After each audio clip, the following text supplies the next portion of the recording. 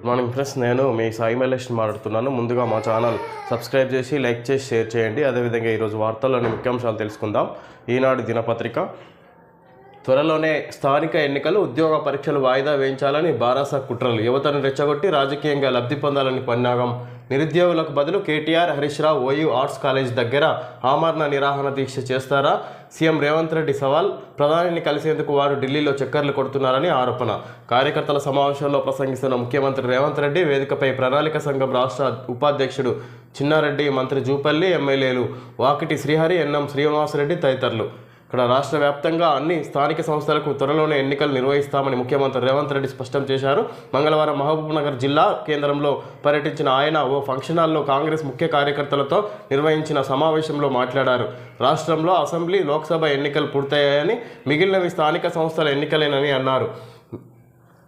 Huzurabad assembly స్థానానికి నాడు జరిగిన ఉప ఎన్నికల్లో కాంగ్రెస్కు 3000 ఓట్లే వస్తే బారాస నాయకులు రేవంత్ రెడ్డి పని అయిపోయిందని సంబరపడ్డారు.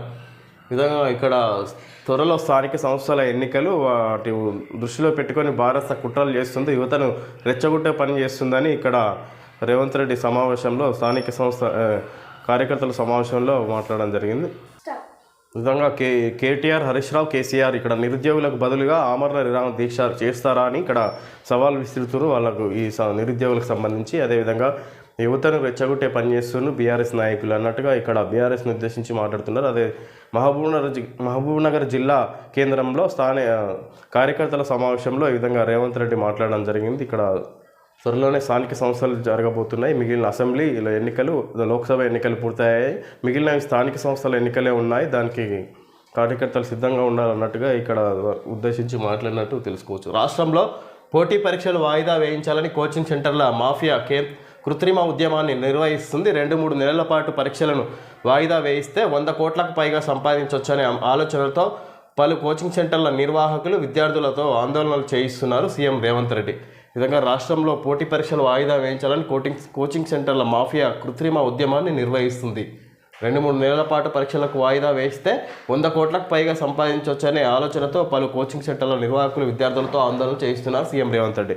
ఈ విధంగా డిఎస్సి పరీక్షను వాయిదా వేస్తే ఇక్కడ 2-3 నెలల పాటు కోచింగ్ సెంటర్లు లబ్ధి పొందొచ్చు, కొన్ని 100 కోట్లు ఆర్జించవచ్చు. ఇక్కడ కోచింగ్ పేరుతో అన్నట్టుగా ఇక్కడ విద్యార్థులను ప్రైవేట్ కోచింగ్ సెంటర్ల యాజమాన్యాలు నిరుద్యోగులను రెచ్చగొడుతున్నారని ఈ సందర్భంగా కోచింగ్ సెంటర్లను ఉద్దేశించి కూడా మాట్లాడారు సీఎం రేవంత్ రెడ్డి.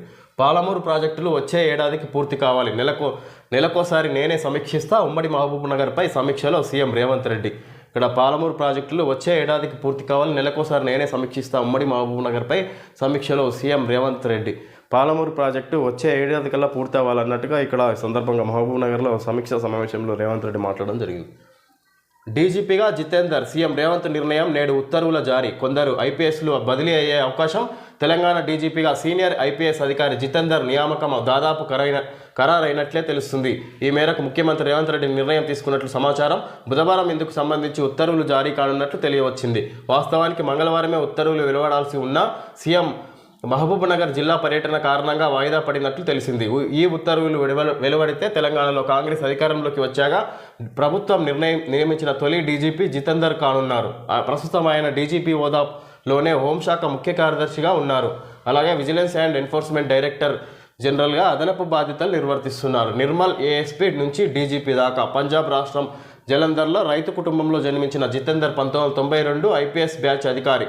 ఆంధ్రప్రదేశ్ కేడర్కు ఎంపికయ్యారు. తొలుత నిర్మల్ ఏఎస్పీగా పనిచేసిన అనంతరం బెల్లంపల్లి అదనపు ఏఎస్పీగా విధులు నిర్వర్తించారు. అప్పట్లో నక్సల్స్ ప్రభావం ఎక్కువగా ఉన్న మహబూబ్నగర్, గుంటూరు జిల్లాల ఎస్పీగా ఉన్నారు. తర్వాత ఢిల్లీ సిబిఐలో 2004-06 వరకు గ్రే హౌస్లో పనిచేశారు. అనంతరం డిఐజీగా పదోన్నతి పొంది విశాఖపట్నం రేంజ్లో బాధ్యతలు నిర్వర్తించారు. ఇక్కడ సీఎం రేవంత్ నిర్ణయం, నేడు ఉత్తర్వులు జారీ, కొందరు ఐపీఎస్లు బదిలీ అయ్యే కోసం. డీజీపీగా జితేందర్ని నియమించే అవకాశం ఉంది. తెలంగాణ డీజీపీగా సీనియర్ ఐపీఎస్ అధికారి జితేందర్ నియామకం దాదాపు ఖరారైనట్లే తెలుస్తుంది. ఇక్కడ సీఎం రేవంత్ రెడ్డి జితేందర్ను డీజీపీగా నియమించబోతున్నారు. అయితే ఇక్కడ తెలంగాణ రాష్ట్రం ఏర్పడిన తర్వాత ఇక్కడ జితేందర్ను డీజీపీగా నియమిస్తే మొదటి ఉన్నతాధికారిగా ఇక్కడ కాంగ్రెస్ ప్రభుత్వం నిర్ణయించిందని ఇక్కడ తెలుసుకోవచ్చు. ఈ సందర్భం ప్రధాని మోడీకి రష్యా అత్యున్నత పురస్కారం order of Saint Andrew the apostles ప్రదానం చేస్తున్న ఆ దేశ అధ్యక్షుడు వ్లాదిమిర్ పుతిన్. నవబంధం 9 కీలక రంగాల్లో మరింత ముందుకు సాగాలని భారత్ రష్యా నిర్ణయం. 2030 నాటికి $100 బిలియన్ వాణిజ్య లక్ష్యం. మోడీ పుతిన్ల శిఖరాగ్ర సదస్సులో అంగీకారం. బాంబులు తుపాకులతో శాంతి చర్చలు సఫలం కానున్న ప్రధాని. యుద్ధంలో చిన్నారులు మరణించడం హృదయం ద్రవించేదే అని వ్యాఖ్య. బాంబులు తుపాకులతో శాంతి చర్చలు సఫలం కావన్న ప్రధాని. ఈ విధంగా ఇక్కడ రష్యా పర్యటనలో మన భారత ప్రధాని నరేంద్ర మోడీ ఉన్నారు. ఇక్కడ సందర్భంగా రష్యా అధ్యక్షుడు పుతిన్ తోటి ఇక్కడ ప్రధాని మోడీ చర్చలు జరుపుతున్నట్టుగా ఇక్కడ ఇరు దేశాల మధ్య వివిధ సమస్యలపైన వివిధ అంశాలపైన చర్చిస్తున్నట్టుగా తెలుసుకోవచ్చు. ఈ సందర్భంగా మనం చిన్న పొరపాట్లు చేశాం, ప్రజా సంబంధాల్లో కొంత గ్యాప్ వచ్చింది, అహంకారంతో ఓడిపోయామంటే అంగీకరించను, అది కేసీఆర్ అంటే పడని వారి దుష్ప్రచారమే. విలేకరులతో ఇష్టాగోష్ఠిలో కేటీఆర్. ఎమ్మెల్యేల అనర్హతను స్పీకర్ 3 నెలల్లో తేల్చాలంటూ సుప్రీంకోర్టు ఇచ్చిన తీర్పు కథనాన్ని చూపుతున్న కేటీఆర్. తెలంగాణలో జరిగిన అసెంబ్లీ ఎన్నికల్లో అహంకారంతో ఓడిపోయామన్న అభిప్రాయంతో నేను ఏకీభవించను. మేమంటే పడని వాళ్ళు అలా దుష్ప్రచారం చేశారు. 10 ఏళ్లలో ప్రభుత్వ పరంగా ఏ కోలమానంలో చూసినా మేం టాప్లో ఉన్నాం. ఆ విషయంలో మమ్మల్ని ఢీకొనలేక అహంకారం అని అందుబాటులో ఉండరని ప్రచారం సృష్టించారు అని బారాస కార్యనిర్వాహక అధ్యక్షుడు కేటీఆర్ అన్నారు. 4 రోజులుగా ఢిల్లీలో ఉన్న ఆయన మంగళవారం విలేకరులతో ఇష్టాగోష్ఠిగా మాట్లాడారు. ఈ విధంగా కేసీఆర్ అంటే పడని వారు దుష్ప్రచారం చేస్తారు, అహంకారం వల్ల ఇక్కడ ప్రజలు ఓటేయలేదు, ప్రజలకు అందుబాటులో లేక ప్రజలు ఓటేయలేదు అన్నట్టుగా ప్రచారం చేస్తారు.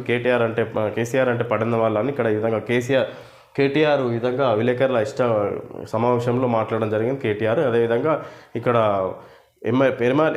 ఫిరాయింపుల ఎమ్మెల్యేల మీద దానికి సంబంధించి 3 నెలల్లో తేల్చాలన్నట్టుగా ఇక్కడ అనర్హత స్పీకర్ 3 నెలల్లో ఎమ్మెల్యేల అనర్హతను స్పీకర్ 3 నెలల్లో తేల్చాలంటూ సుప్రీంకోర్టు ఇచ్చిన తీర్పు కథనాన్ని చూపుతున్న కేటీఆర్. ఈ విధంగా ఎమ్మెల్యేలు పార్టీ మారడం పైన ఈ విధంగా ఆయన మాట్లాడడం జరిగింది. ఇక్కడ 3 నెలల్లో తేల్చాలంటున్నాడు కేటీఆర్.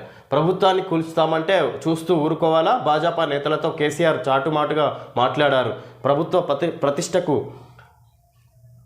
ప్రభుత్వ పటిష్టతకు అవసరమైనంత మంది వచ్చాక చేరికలు నిలిపివేస్తాం. మీడియాతో ఇష్టాగోష్ఠిలో మంత్రి పొంగులేటి శ్రీనివాసరెడ్డి. ఈ విధంగా ప్రభుత్వాన్ని కూల్చుతామంటే చూస్తూ ఊరుకోమంటావా అన్నట్టుగా ఇక్కడ ఎమ్మెల్యేలు మాకు సరిపడినంత ఎమ్మెల్యేలు జాయిన్ అయినాక ఇతర పార్టీల నుంచి అప్పుడు ఎమ్మెల్యేలను చేర్చుకోవడం ఆపేస్తామన్నట్టుగా ఇక్కడ మాట్లాడుతున్నారు పొంగులేటి శ్రీనివాసరెడ్డి. అదేవిధంగా కేసీఆర్ భాజపా నాయకులతో కుమ్మక్కైతున్నాడు, చాటుగా మాట్లాడుతున్నాడు, ప్రభుత్వాన్ని పడగొట్టే ప్రయత్నం చేస్తున్నారు, అందుకే మేము ఎమ్మెల్యేలను బీఆర్ఎస్ నుంచి కాంగ్రెస్లో జాయిన్ చేసుకుంటున్నాం అన్నట్టుగా ఇక్కడ మాట్లాడుతున్నారు.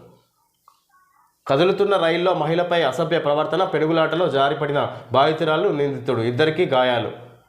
ధర్నాలో మాట్లాడుతున్న కిషన్ రెడ్డి. చిత్రంలో శృతి, శిల్పారెడ్డి, ఉమారాణి, కార్తికరెడ్డి, రాణి రుద్రమ. హామీల అమలులో రాష్ట్ర సర్కార్ విఫలం. నారీ బేరీ ధర్నాలో కిషన్ రెడ్డి. ఈ విధంగా బీజేపీ ధర్నాలో మాట్లాడుతున్న కిషన్ రెడ్డి. ఈ విధంగా బీజేపీ నాయకుల సమావేశంలో కిషన్ రెడ్డి మాట్లాడుతున్నాడు. ఈ సందర్భంగా హామీల అమలులో రాష్ట్ర ప్రభుత్వం విఫలమైంది అన్నట్టుగా ఇక్కడ నారీబేరీ ధర్నాలో కిషన్ రెడ్డి మాట్లాడారు కాంగ్రెస్ ప్రభుత్వాన్ని ఉద్దేశించి. నకిలీ విత్తన విక్రయాలు అరికట్టడానికి ఏం చర్యలు తీసుకున్నారు? ప్రభుత్వానికి హైకోర్టు ఆదేశం. 2016లో రేవంత్ రెడ్డి దాఖలు చేసిన పిటిషన్పై విచారణ. వెదిరే శ్రీరామ్కు జస్టిస్ ఘోష్ కమిషన్ పిలుపు. బ్యారేజీలో సమస్యలకు కారణాలపై ఆయన అభిప్రాయాల సేకరణకే.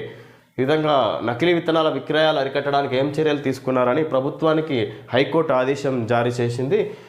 2016లో రేవంత్ రెడ్డి దాఖలు చేసిన పిటిషన్పై విచారణ. ఈ విధంగా నకిలీ విత్తనాల విషయంలో నకిలీ విత్తనాలు విక్రయించడానికి అరికట్టడానికి ఏ చర్యలు తీసుకున్నారు అని ఆ విధంగా ఇక్కడ హైకోర్టు ప్రశ్నిస్తుంది కాంగ్రెస్ ప్రభుత్వాన్ని తెలుసుకోవచ్చు. వెదిరే శ్రీరామ్కు జస్టిస్ ఘోష్ కమిషన్ పిలుపు.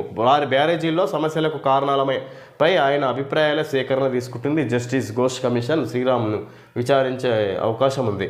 400 కోట్లతో మారియట్ పెట్టుబడులు. త్వరలో రాష్ట్ర ప్రభుత్వంతో ఒప్పందం. 1000 మందికి ఉపాధి అవకాశాలు. ఐటీ పరిశ్రమల శాఖ మంత్రి శ్రీధర్ బాబు వెల్లడి. విధంగా 400 కోట్లతో మారియట్ కంపెనీ పెట్టుబడులు పెట్టబోతుంది రాష్ట్రంలో. త్వరలో రాష్ట్ర ప్రభుత్వంతో ఒప్పందాలు చేసుకొని అదేవిధంగా ఇక్కడ రాష్ట్రంలో కంపెనీ ఏర్పాటు చేయబోతుందని తెలుసుకోవచ్చు. 1000 మందికి ఉపాధి అవకాశాలు కూడా వస్తుంది మారియట్ కంపెనీ ద్వారా. ఐటీ పరిశ్రమల శాఖ మంత్రి శ్రీధర్ బాబు ఈ విషయాన్ని వెల్లడి చేశారు. రామోజీ గ్రూప్ కళాంజలి ఇది ఒక సౌందర్య స్వప్నం అని, ఇది రామోజీ వాళ్ళది. అంటే కనువిందు చేసే చీరలు, కనివిని ఎరగని కానుకలు. ఇది Kalanjali shopping mall advertisement. Okay, Eno chewy bites, ఇది Eno chewy bites advertisement. Eno chewy bites acidity నుంచి ఉపశమనం పొందండి ఎక్కడైనా ఏ సమయంలోనైనా. ఇవి అడ్వర్టైజ్మెంట్. ఓకే ఫ్రెండ్స్, ఈరోజు వార్తల్లోని ముఖ్యాంశాలు తెలుసుకోవడం జరిగింది. Thank you friends.